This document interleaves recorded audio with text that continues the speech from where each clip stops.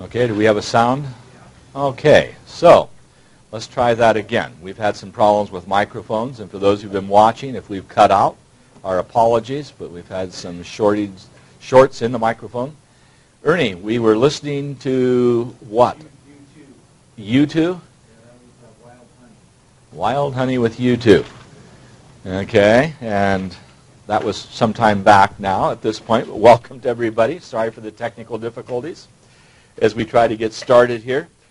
One of the things I wanted to share with you as we get started, and just a reminder, not just for Isaac, but for everybody else, we try to be starting at 10, please. So try to be here at before 10, so we can start in that 2 minutes right after.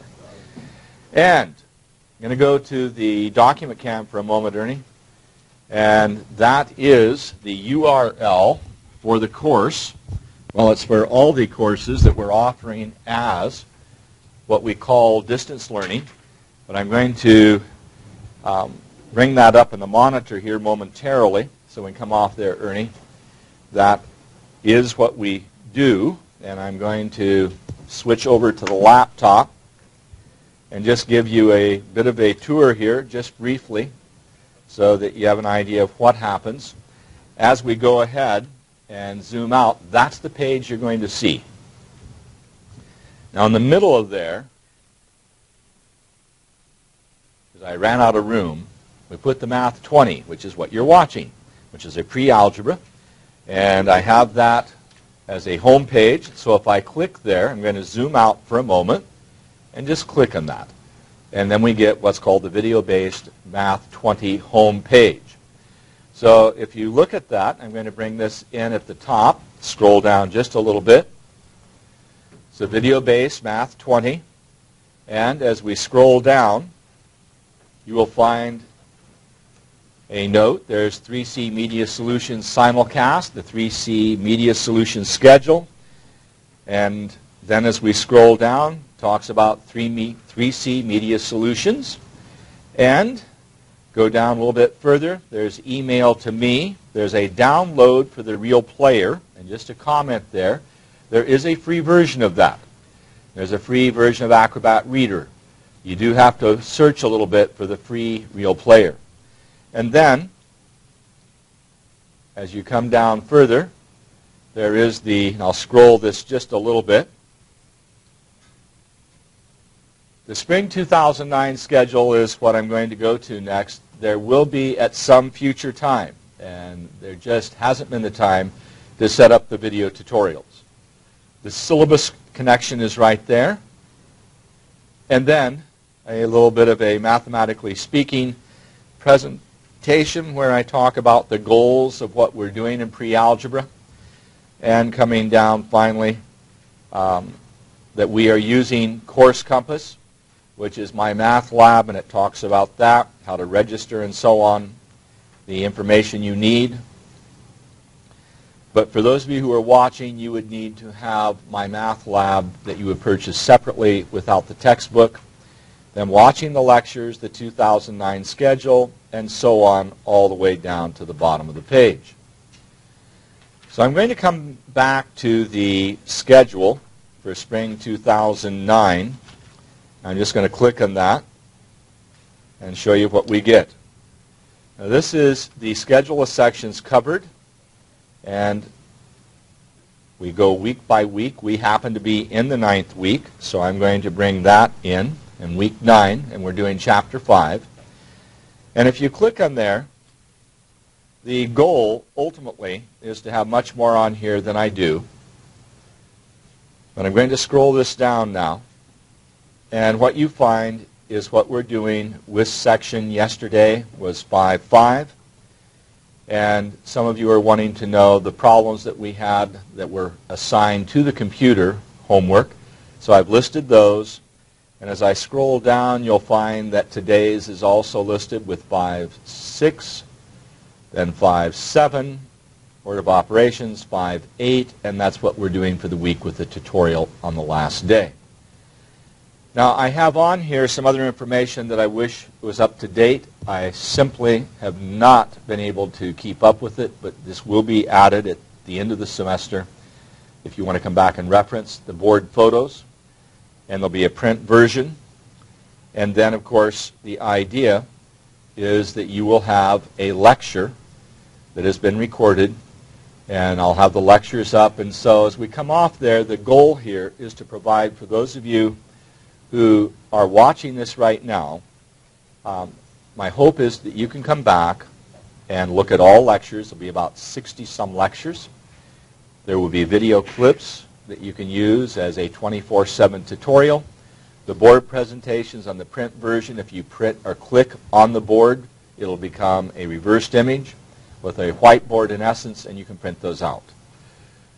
So about the only thing I've been able to keep up with so far is giving the homework assignments, and I'll have that updated. I have changed the due date on some of the tutorials, and so that is going to be, not tutorial I should say, on the homework. I have those adjusted so you have about one more day each than was originally there. I did that this morning, very early.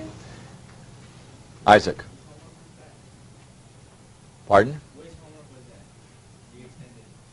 All of them for this week. This week and last week. I think I went 4, 5, 4, 5, 5, 5, 6, 5, 7. I have everything extended one day, knowing that you need more time.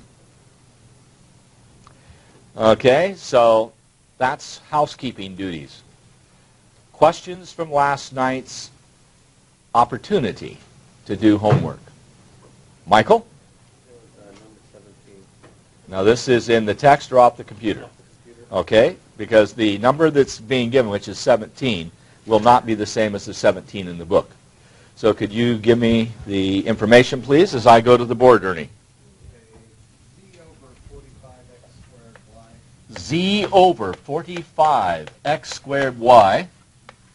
-4 over 75 xy cubed.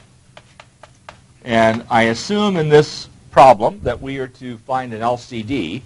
Are we expected to ultimately do the subtraction or just find the LCD?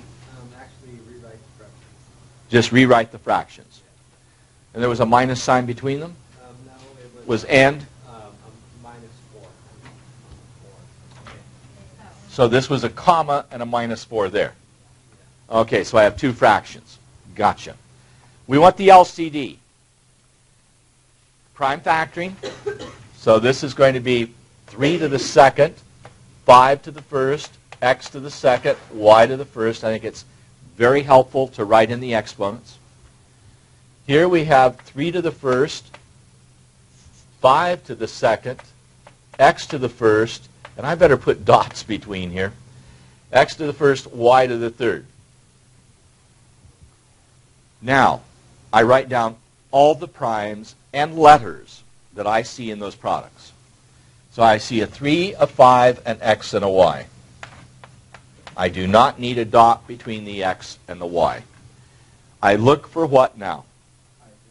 Highest exponent. So that's a 2, here's a 2, here's a 2, and here's a 3. So it's 3 to the second, 5 to the second, x to the second, y to the third. And I don't know at that point whether they would expect you to multiply 9 times 25.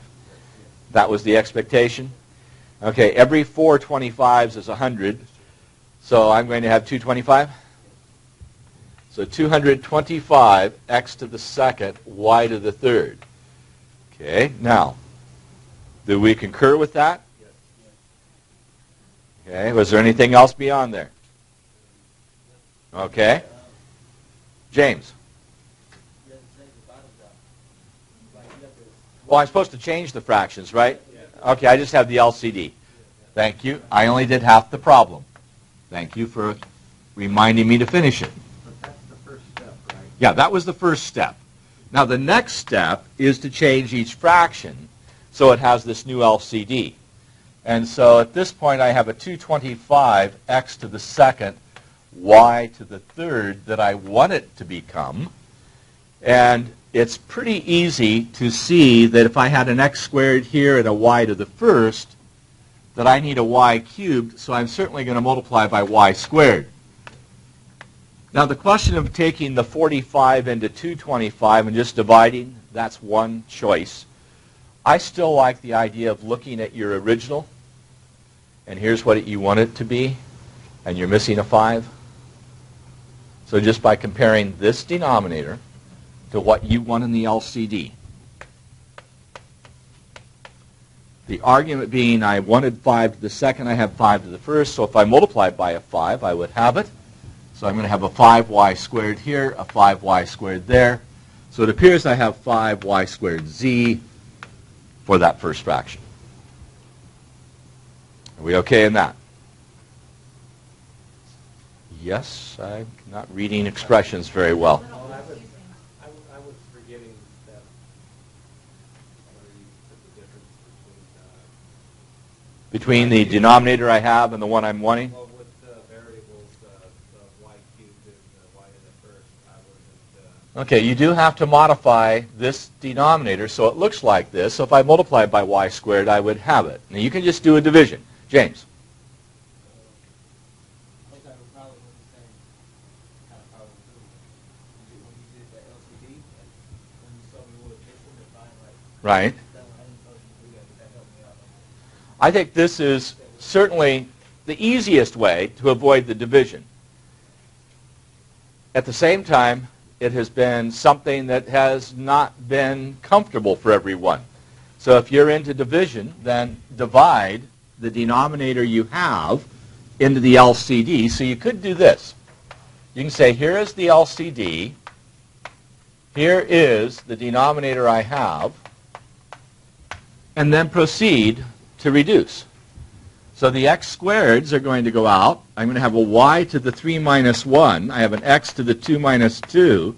And a 45 into the 225 becomes a 5. So there's my 5 times 1 times y squared. That's another way of approaching it. This is more painful. You like this one better.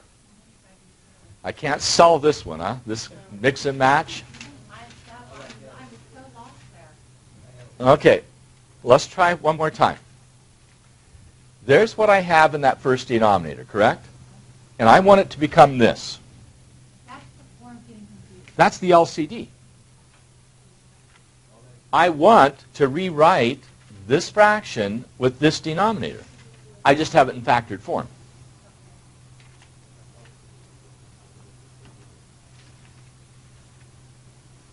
Because I was working it all out. Okay. When it was coming the variables and the exponents is where I was confused. Okay, but if I have this and I want it to be a y cubed, I just ask, what could I multiply times y to the first to get a y cubed? Y squared, correct? Yeah. What could I multiply times 45 to get 225? 5. Because as I look here, I have a 3 to the second, 5 to the first here. I want 3 to the second, 5 to the second. So if I multiplied 5 to the first by a 5, I would have 5 to the second. Wouldn't I? Yeah. And if I multiply, otherwise I'm saying if I take 5 to the first times y to the second and multiply this, is it clear that this becomes the LCD? Okay, let's look. 5 to the first, 5 to the first. What would it give you? 5. Squared. Yeah. Okay, now I have 5 squared. Oh. Okay. I have y squared times y to the first. What do I get? Y cubed. Bingo. Now we? Robert.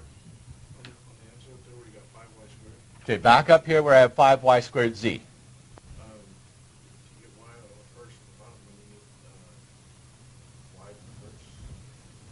I had y to the first originally in my denominator. I wanted a y cubed, so I argued I could multiply by y squared to get the y cubed.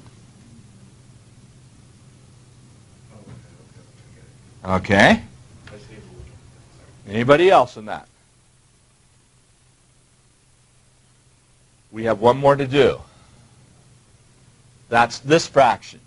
So I have a negative, better leave some room there, a negative 4, and that's over a 75 x y to the third. Shamra. I have a question. How do you know you get the y cubed on the bottom? How do you want that? Yeah. How do I know I want that? Yeah. Okay, Ernie, I need to go back here. Do you agree with my LCD I picked up from here? Right. So I wanted a y cubed because that was the LCD. We got it. Yeah. Okay? Okay. Natalie. So where I think I'm going wrong is because when I put the 5 on the outside of the first fraction, 5. Up I here? put a 5. I don't put the 5y squared. But So you I needed think a that's why y. I'm leaving the y squared out on the top. I'm just having 5z. Well, why don't you have the y squared here if you need y cubed? Because I just carried that over there, and I don't think to put the y squared there. Then I would suggest it's probably to your advantage to do this division for a little while until you make sure you pick up the 5y squared, because that's what you divide the denominator you have into the LCD. And if I then multiply that times the denominator I have, I will get the LCD. And that might be the way of avoiding losing a y squared. Now can I go on? Okay. I want this to be what? 225 x squared y cubed. Why? That's the LCD. That's what I'm hoping that you all can say. I need that as the LCD.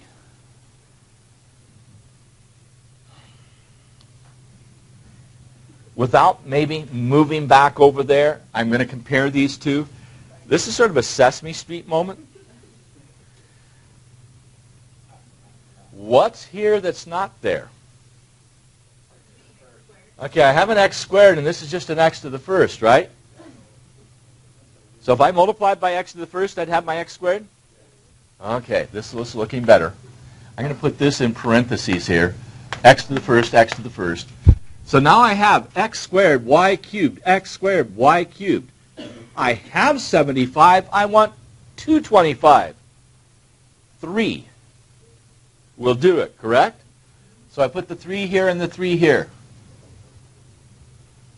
Kim? Okay.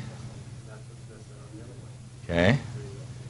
And that's going to give me negative 12x. Now, Ernie, I'm going to come back to the left. I don't know, you going switching cameras or panning? Switch cameras. Okay. The magic moment is there. Now, if I make the comparison right here, I have 3 to the first, 5 to the second, and I want what? 3 to the second, 5 to the second, so I'm missing a 3. I had x to the first, I want x to the second. That's all they differ by. The 3 and the x. So as I come back to camera 2, that's why I multiplied by the 3x. Now, if I was asked, and I was not, but if I was asked to add these two together, let's do it. I'm going to add them together now. Intermediate step. I put my new LCD. That sounds like a new LTD. Your new car. The new LCD. 225 x to the second, y to the third. I need, okay, we're going to have to slide just a little bit much to pick up here, if you would, Ernie. That was my numerator, right? So that's my 5y squared z, and then a plus a negative 12x. That's all, folks. What? You want the negative 12x in parentheses? Just for you, Robert. Yes. What's another form I could have done it in?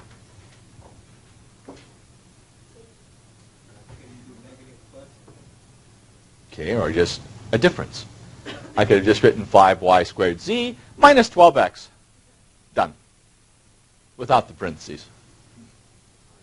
You like the parentheses. Parentheses are nice. They're cuddly. Cuddly parentheses. Is that enough for this problem? Only took us 20 minutes for that problem. Okay. But it's an important problem because this is what it's about. And if you can get yourself straight here, then it pays. Big time.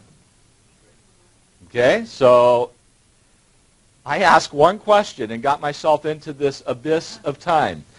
There are other questions from that set. Yes, we may do one more as long as it doesn't take a half hour. James, which one? You select a problem. Okay. Okay, I need to slide over. Z. 50x squared y to the first. Negative 3. And again, I like the idea of a 1 on the variable if I don't see an exponent. So LCD. First, this one is 2 to the first, 5 to the second, x to the second, y to the first. This is 2 to the second, 5 to the first, x to the first, y to the third. The author has been very kind to you. Was thinking of your welfare, your benefit. Now, what are the primes I see and the letters I see? Primes and letters. A 2, a 5, an x, and a y. Agreed?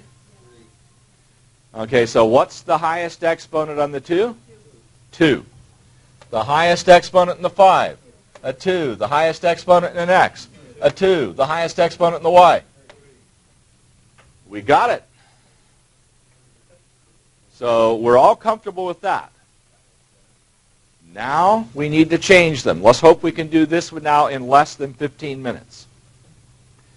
So this first one, I have z, and it's over 50 x squared y to the first. I want it to be over, okay, that's 100. Thank you. Without explaining why.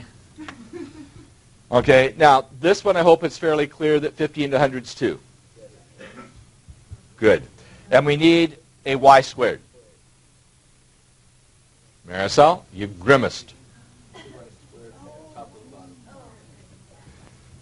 2y squared, 2y squared, 2y squared z. Comfortable? Maybe I should slide over here so you can see the whole thing. Now are we okay in that? Yes. I like him on a C, I need the y squared. Very good. The lights went on. I'm pleased. Okay, if we just do enough of these. Now the key here is then practice it until the lights stay on. Okay, yes. So, okay, the next one. I have negative 3 over 20 x to the first y cubed, and I want it to be over 100 x squared y to the third. Now, is it clear that I need a 5 here? And if I'm blocking your view, watch the monitor. And I need an x. 5x will do it. So I'll multiply here by 5x. I'll do parentheses, courtesy of Robert. And therefore I will have negative 15x. Let me just walk off camera a moment, and Ernie can just leave that there. We okay?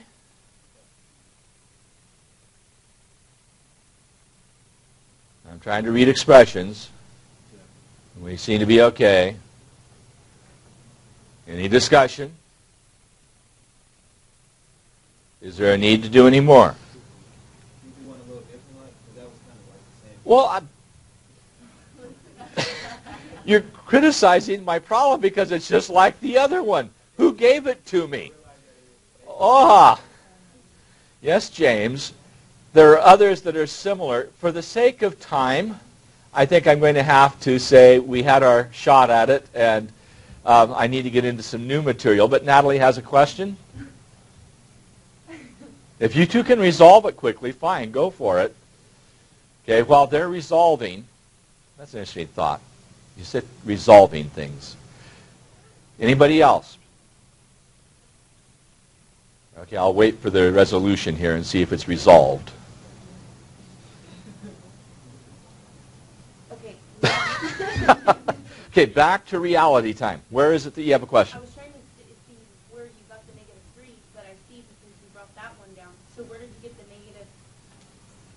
Oh, okay, because you times it like that. Okay, never mind. Never mind. We got it now. Now, it's instructive to understand what was just happening there.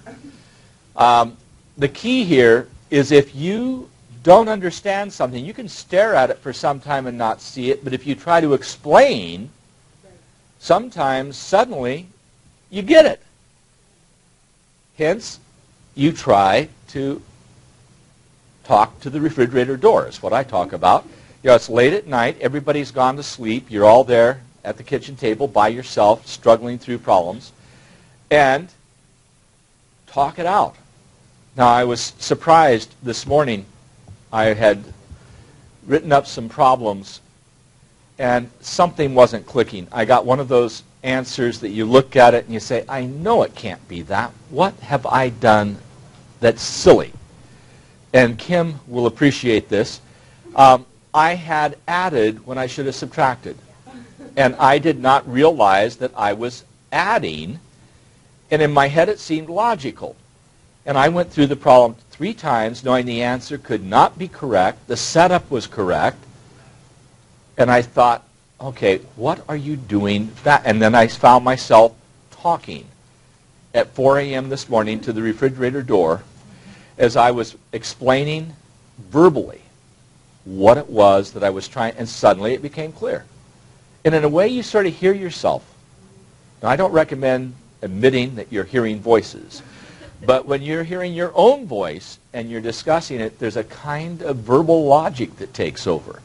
And I find that so often, if I just try to explain what it is I'm not getting, even if nobody's around, it works. Now, if you happen to have a cat, a dog, or a parakeet, you can put them in the room with you and you can explain it to them if you feel self-conscious about talking to yourself. Okay? So our dog has learned a lot of mathematics. I used my 6-year-old son in the chalkboard, and he was going, yeah, because the alphabet's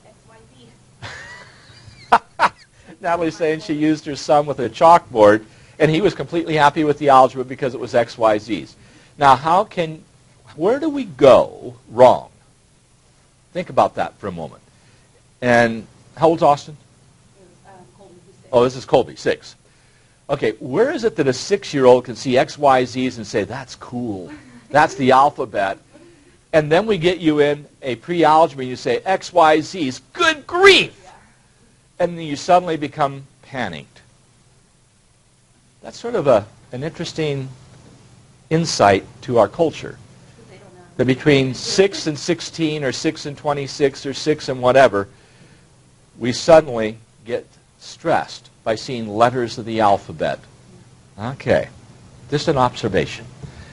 Now can we go on?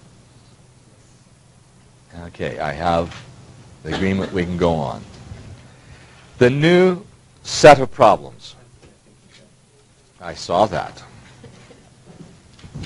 That's dangerous. You know, I realize that. Okay, we're going to solve. I got to make sure I'm in the right section. 5-6, right? And the title of this section is intimidating. If I can get to the right camera angle and what I want here.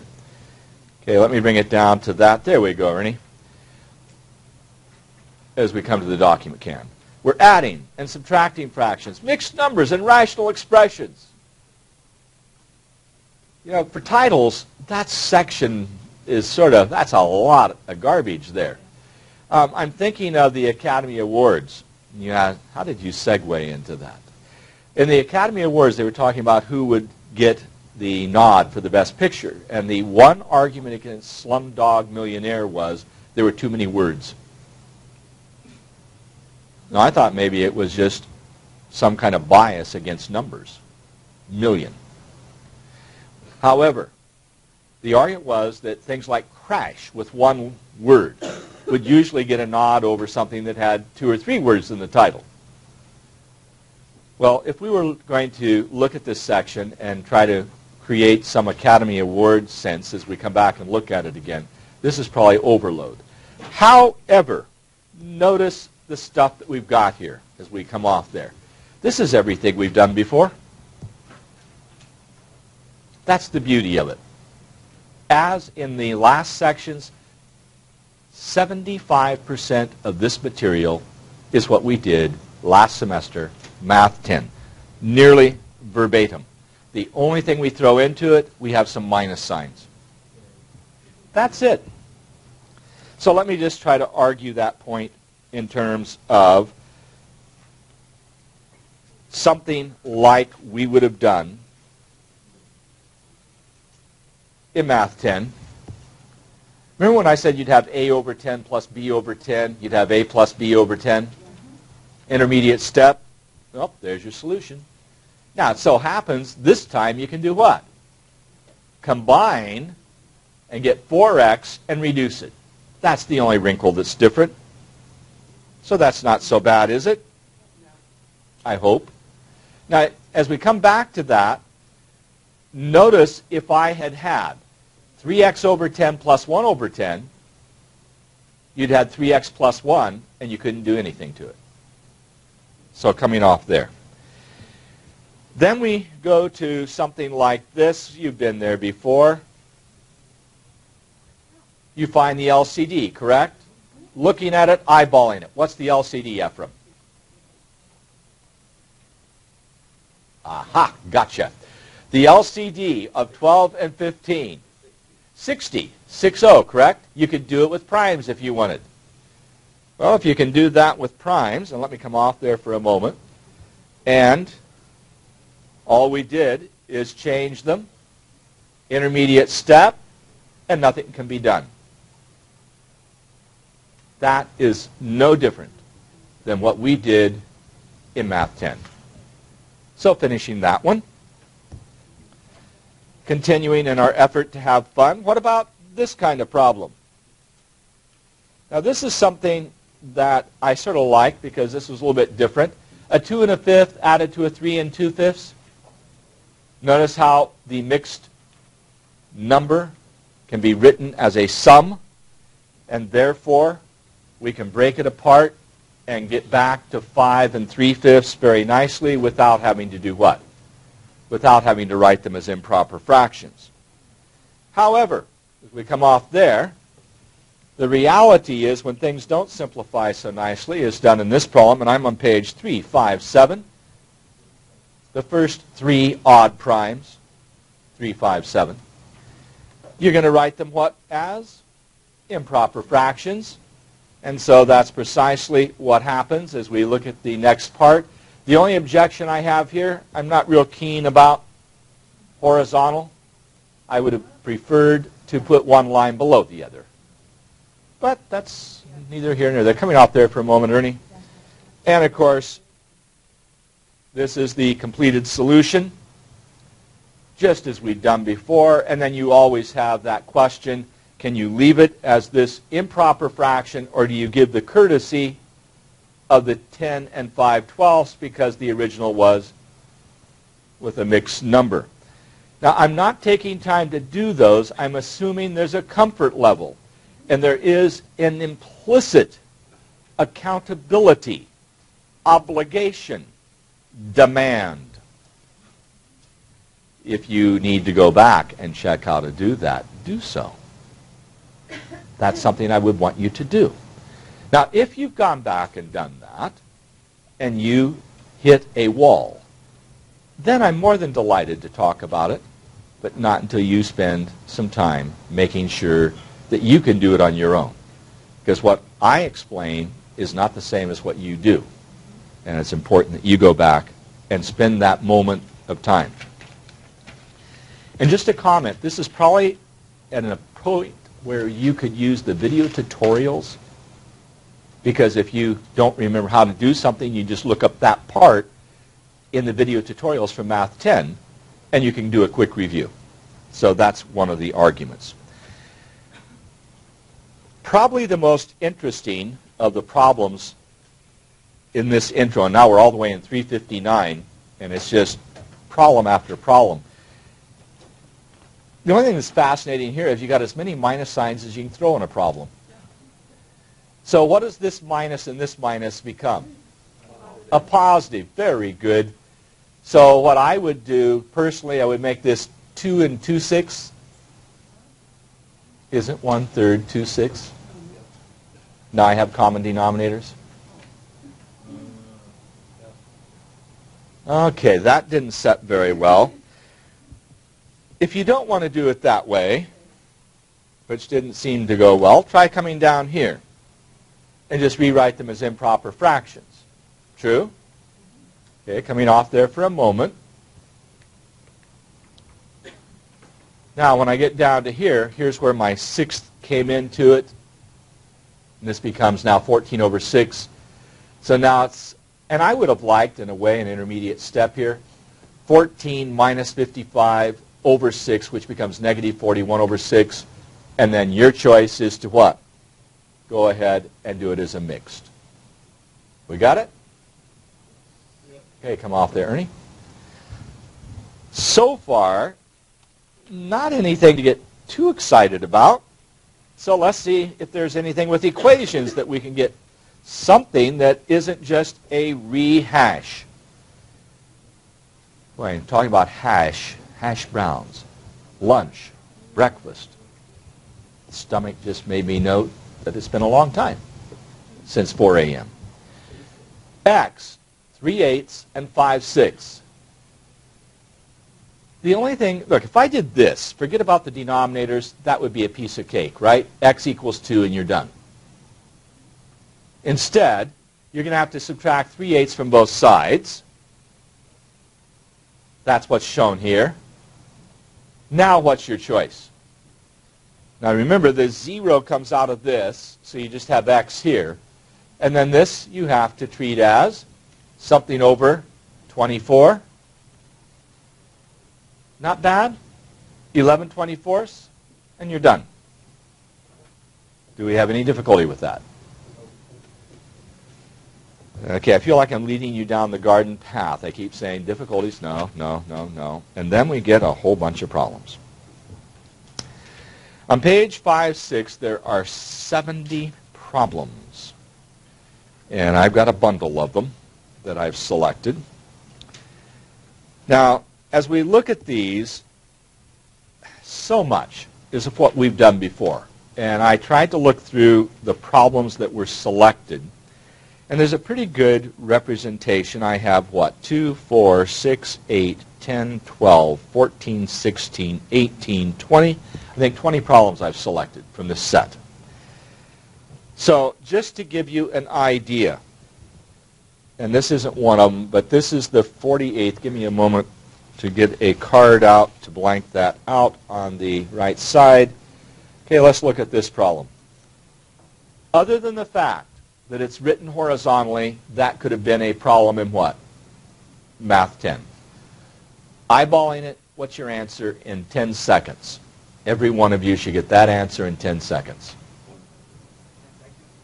Your time's up.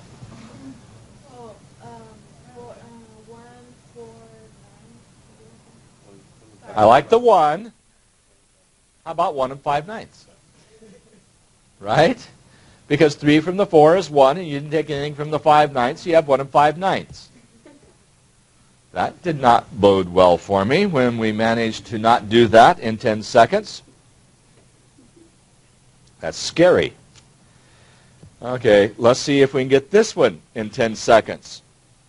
It's always what you think can happen and what will happen aren't always the same. Okay, this problem, number 6, 10 seconds in your head. In your head, not out loud. Yes, it is 7/13. Good grief. Okay, in less than 10 seconds, 7 over 13. Let's come off there. We're just trying problems again for the 7-second rule. Now, no statement out loud. Just see it. Get it in your head. Number 13. In your head only. Don't say it. 5 seconds are up. We're at 8 seconds. We're now at 10 seconds. You should have had 12 over x. Done. Any question in that? Okay. More interesting.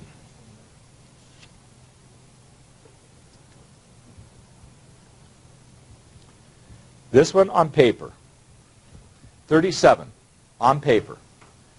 2 over 3n squared minus 7 over 9n. On paper, please. So again, 2 over 3n squared. Try writing the problem down. Then minus 7 over 9n. Find an LCD, change your fractions, and get your answer. And you have more than 10 seconds. We'll just leave that on the screen for a bit more. And Ernie, let's go to the side. Okay? You need to show some steps.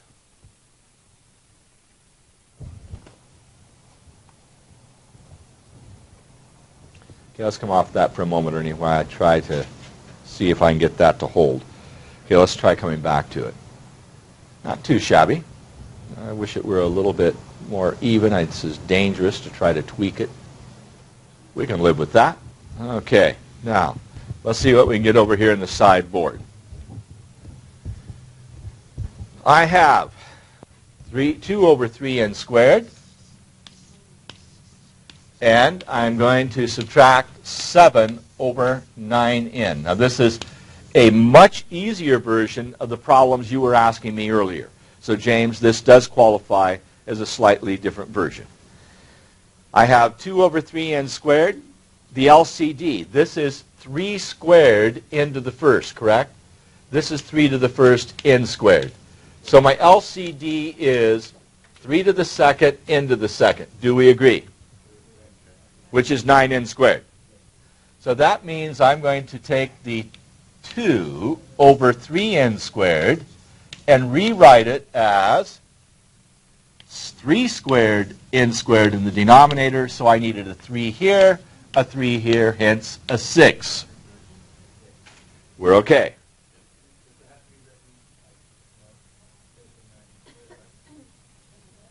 You don't like my 3 squared n squared, you want 9n squared. That's okay. You can leave this as 9n squared. I was trying to help everyone see that 3 to the first times 3 to the first is really 3 to the second with my exponents. The next one, I have 7 over 3 squared n to the first, and Michael for the same argument. And I want 3 squared n squared. So what do I need here? An n to the first, so I'll multiply n to the 1, n to the 1. And so I have 7n.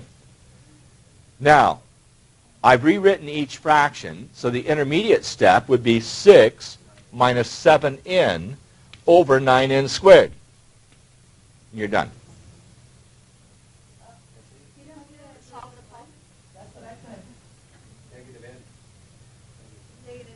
What? Ah? Whoa, whoa, whoa, whoa. This is not parentheses. 6 minus 7 close parentheses. You can't take 6 minus 7 and get minus 1 and multiply by n. That would require parentheses around the 6 and the 7. This is it. You're done. You pass go, and you'll go to mathematical detention, whatever that is. Can't do it. You don't want to, what? Go any further than this. You're simplified. We got it? No, that okay was not based on understanding. That was intimidation. You can't go any further. Okay. Thank you. Not sincere, but more assertive. Have we got it, though? Okay. Where's the pup today? At home. You left the puppy at home. Sadness. Okay, we'll leave this in the board. Why Why do we? Why do we what? Why do we stop right there? Okay, the question is, why do I stop? Come back to that board for a moment, Ernie. Why did I stop with the 6 minus 7 in? What could I do more? I mean, it looks like an intermediate step. I know, it looks like an intermediate step. It was an intermediate step. Is there anything more I can do? I can't cancel the in. I cannot cancel the in because I don't have an in as a factor. Otherwise, if I want to cancel an in here, I would have to have in factored out by itself. It's not. This is a term. I can't cancel a term with that denominator if I have two terms. I can't simplify this binomial because those are unlike terms. There's nothing more I can do. This is back to this statement. A over 5 plus B over 5, and sometimes this is all you can do. That's it. And you feel like something's wrong. You should be able to go further. No. No further. These two terms were combined as far as you can go. So you've got to know when to stop. That's like the old Kenny Rogers song. Know when to hold them, know when to fold them. Shamra. My question is, if it was 6n minus 7n, then you'd go further. Ah, yes. Shamra is saying, if this were 6n minus 7n, I could have combined and have minus n. You bet. Didn't? Done. Leave that alone and come back. New problem.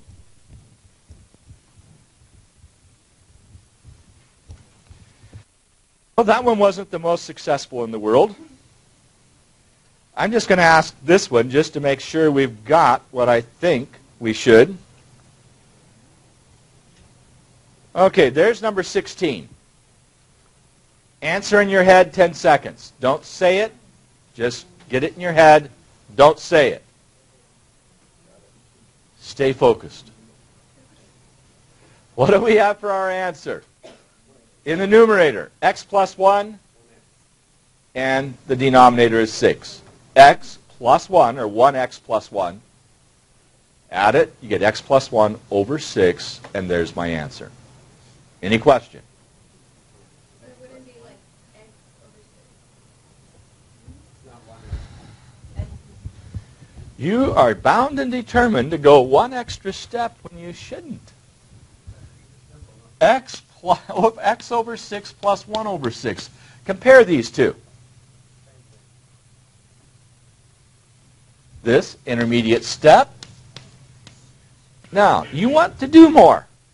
That's generous. I mean, I encourage initiative. I encourage energy.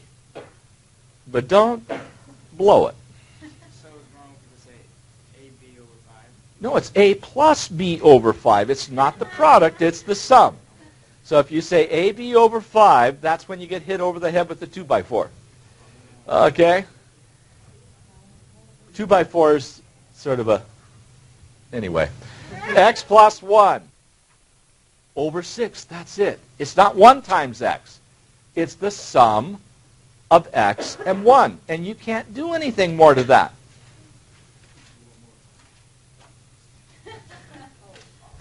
Keeps asking for one more. Let's go back to the book and let's see what we've got there without...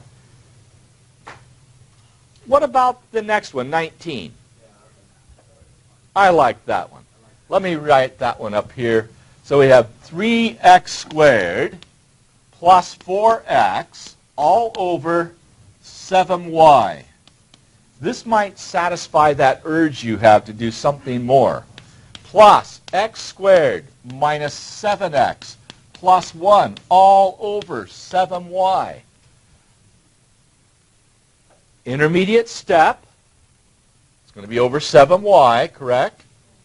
So, you know, you're going to have 3x squared plus 4x plus x squared minus 7x. This should make most of you euphoric.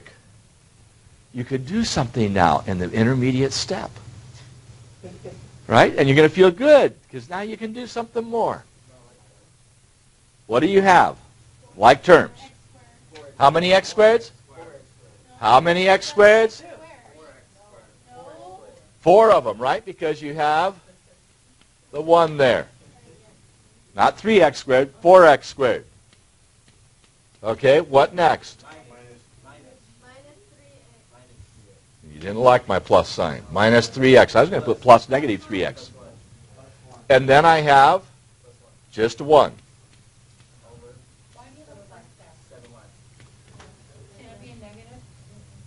I had a plus 1 here, plus 1 there, plus 1 there.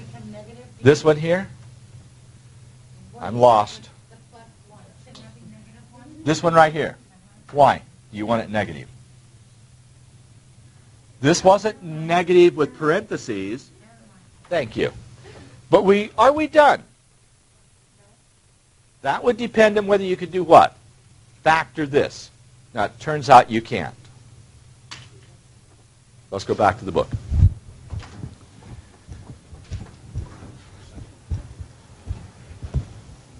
There's nothing else much interesting there.